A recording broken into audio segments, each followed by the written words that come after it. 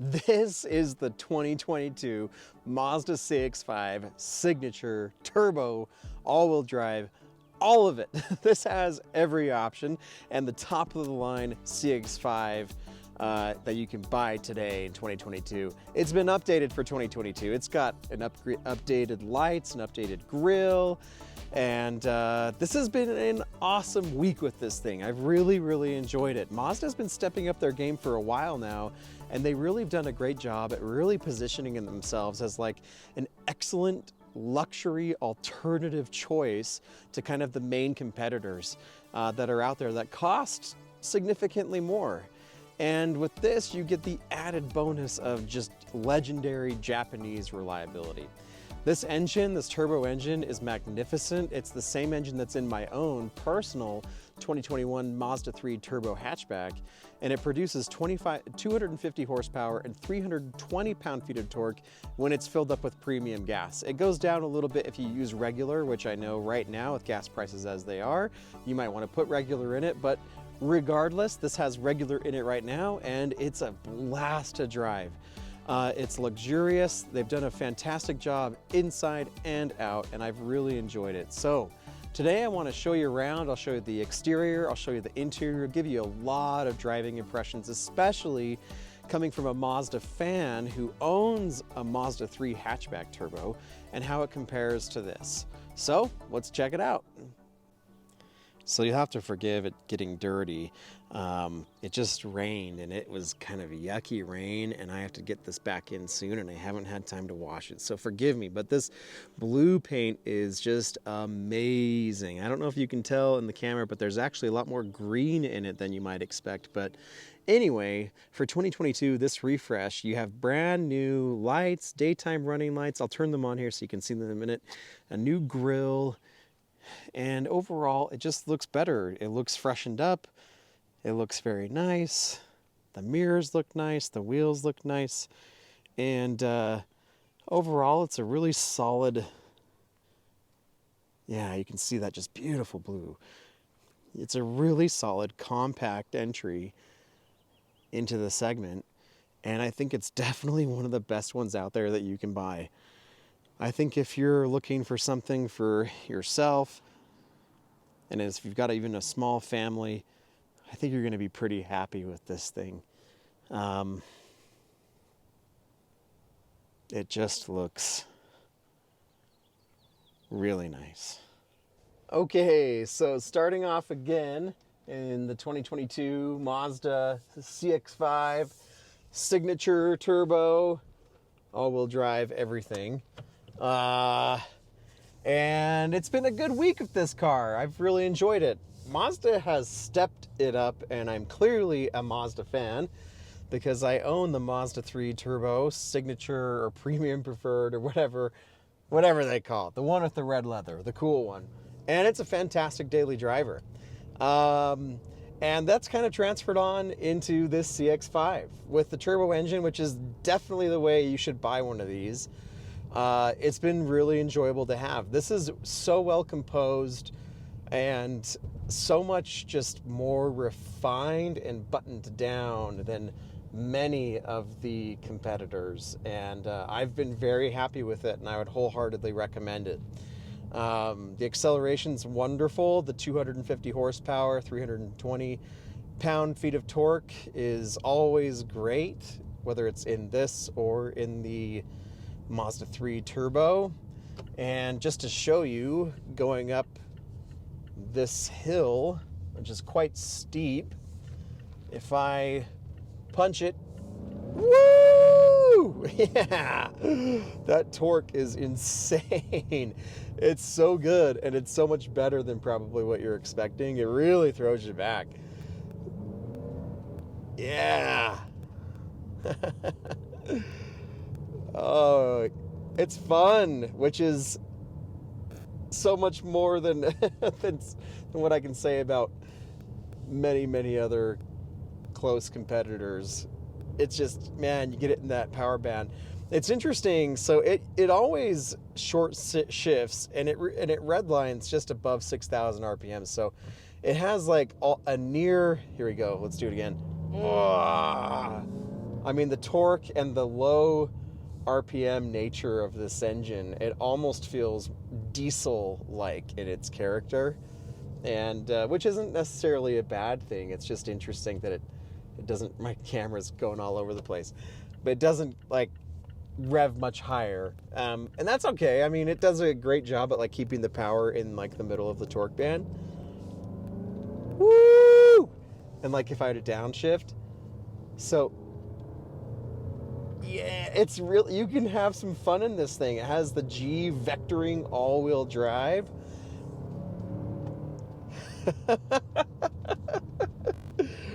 You wouldn't think you'd be having this much fun in a mid-size, compact crossover from Mazda, but their slogan these days is "Feel alive," and you do in this. You really do kind of feel alive in it. It's actually a lot of fun. I'm not even in sport mode, and again, if I downshift, keep it in second, we'll take it up some more. These kind of curvy roads here. I'm not even going fast, and it's fun.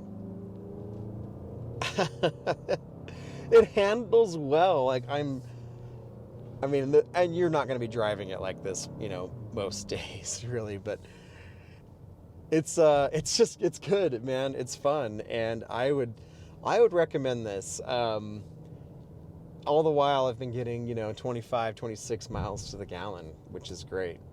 So anyway, just driving this a little more casually, this is a fantastic just daily grocery getter, commuter, whatever. Clearly, as I just demonstrated, the all-wheel drive is amazing. I'm sure this would be great in the snow, especially with some snow tires. A couple things to note that I haven't loved about it and that have kind of surprised me. Now, I'm really just kind of nitpicking. Let me just say this.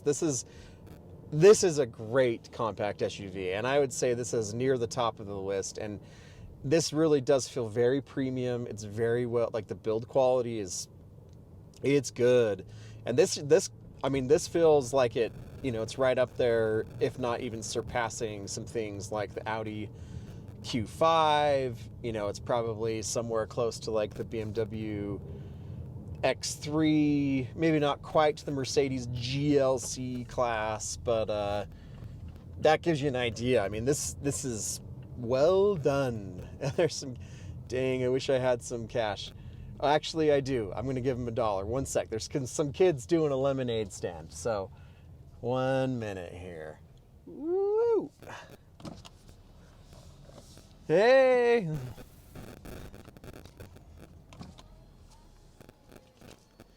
Here. What do you want? We have otter pops. You guys can just keep it. Yeah, you're welcome. We'll see ya.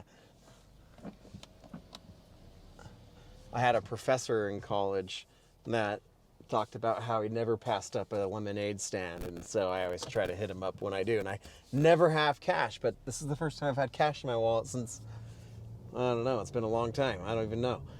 But anyway, so some things that I haven't loved so much about it, and again, nitpicking here, but the center armrest is too far back, and I find that I'm resting my elbow on the very end of it, and at the very end of the armrest it's the plastic lip. You can maybe even hear it creaking there. So it creaks a little, but it's also kind of hurts my elbow, and I've got pointy elbows, and so I don't know, the armrest is too far back. I don't love that the cup holders are like back here than not up front in the front of the console.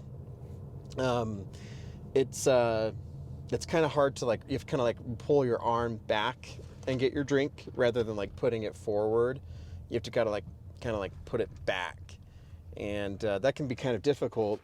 And especially if you've got a passenger, say, your spouse or whoever, and you want to hold hands, and you've got to like reach over your drink or your bottle, and it's probably going to kind of tip it. And so the cup holder placement is interesting. I wish you could slide forward the armrest here in the center. That would make an amazing world difference. But then you can't get to your cups. So which leads me to my next thought about this interior, and that it's really nice. Like, it feels really good. It looks good. The leather's great. The ventilated seats are fantastic. They actually do get you chilled, which is awesome. I wish my Mazda 3 Turbo had those. I'd gladly pay a little bit more for some ventilated seats in that thing. And that said, this feels a lot like my Mazda 3 Turbo interior, which it's styled differently, but what I mean is the size. This does not feel all that much more spacious. It seems to be about the same, which is interesting. And it's about the same up front, maybe a little more shoulder room.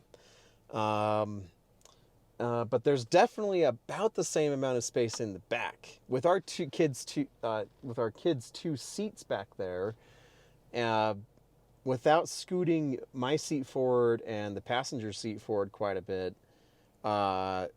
there's not a ton of legroom, which is kind of surprising. Like, there's a lot of cargo room, which is very much appreciated. You can put a ton of stuff back there. It was more than I thought was going to be back there. I would be very happy if Mazda just pushed back the rear seat 2 inches, 3 inches to give the rear occupants some more room and cut down some on the cargo space.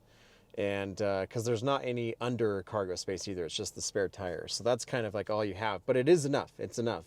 But I guess what I'm saying is, let's sacrifice a little bit more cargo space, and I think we're still going to be okay with it, in order to get the rear seat a little more spacious. Kind of surprised that it's as tight as it is. A couple other things just to kind of nitpick. I like the steering wheel. It feels great to drive, but it also strangely looks more dated than the rest of the interior. The steering wheel on my Mazda 3 Turbo looks simpler. The buttons look better. There's more metal buttons there. The spokes are narrower. The center is cut out, whereas here it's just plastic. And so somehow the steering wheel feels old while the rest of the vehicle feels pretty new. It just kind of feels out of place. And so I wish that was newer. So a couple other just small, and I'm really kind of getting into more personal preferences here, but this leather is not black. It's actually a deep brown, and it looks good. These seats are comfortable. I think that they're more comfortable than the seats in our Kia Telluride for sure. But they're so dark brown that they really kind of look black. And with this amazing blue exterior, I wish that Mazda would have just more committed to even a lighter brown, like a saddle brown or something like that, to give it a little bit more contrast. The deep brown, it looks nice, don't get me wrong, but it's almost just too dark. It just kind of looks black. And so I would have hoped for a little more contrast. And lastly, as far as like just nitpicks go, I'm still like, let me back up. It took me a little bit to get used to the infotainment in my Mazda 3 Turbo, because it's not a touchscreen. You have to use this dial. And I got used to it fairly quickly in the Mazda 3, but in the Mazda 3, the ergonomics feel very natural. This feels more awkward. Like I'm putting my hand like straight down instead of like resting it forward where the dial is. I have got to go like straight down to a smaller dial to scroll through the screens. And if you've lived with this, you're going to get used to it. But I don't know why. I just didn't find it as intuitive in here, which doesn't make any sense because it's basically the same.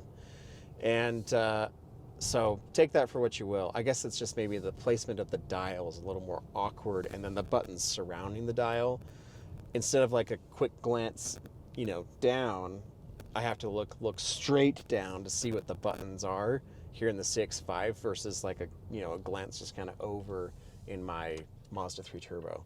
So I don't know why they didn't like carry over more of the interior design elements into this over the Mazda 3, because I feel like the Mazda 3 is a little bit better designed. And I think the CX-30 is the same way, and I think the CX-50 might even be the same way. So this is kind of the outlier, and I wonder if that'll change in the next gen. But And for now, that's what it is. All right, so let's do another acceleration here. And we'll just go and hammer. Woo! Yeah, that torque, it really does get you up, get up and go. I mean, it's that's lots of fun. It really does kind of have a diesel feel to it. And it's yeah, like I said, it's fun to drive. This is, if you're wanting a more like involved daily driver that you can kind of get after, this is a great choice.